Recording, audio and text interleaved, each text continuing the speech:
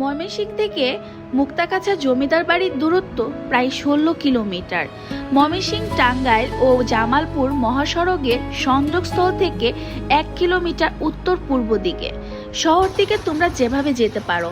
Mymensingh town hall মোড়, bridge মোড় থেকে মুক্তাগাছা লোকাল বাস পাবে। মাত্র ভাড়া পড়বে ৩০ থেকে ৪০ টাকা।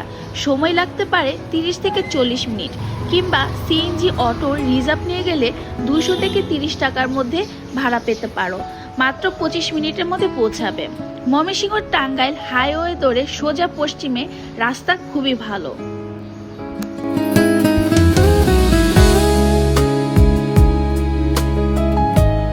মুক্তাগাছার জমিদাররা ছিলেন আশ্চর্য চৌধুরী বংশের এবং প্রথম পুরুষ ছিলেন শ্রীকৃষ্ণ আশ্চর্য চৌধুরী।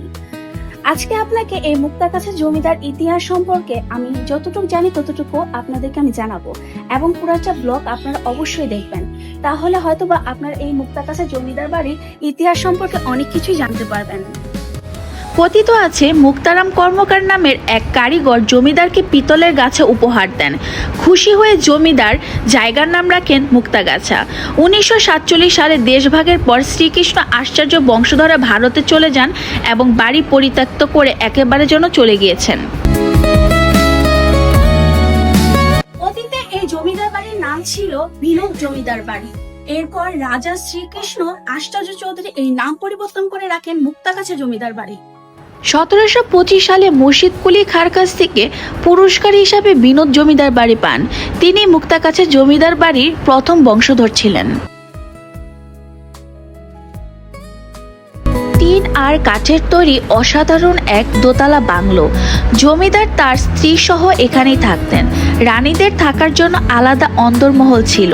বাড়িগুলো এখন পরিত্যক্ত, কিছু অংশ ভগ্নদশায়। তবুও ইতিহাস আর স্থাপত্যর টানে প্রতিদিন দূর দূরান্ত থেকে দর্শনার্থীরা ছুটে আসে।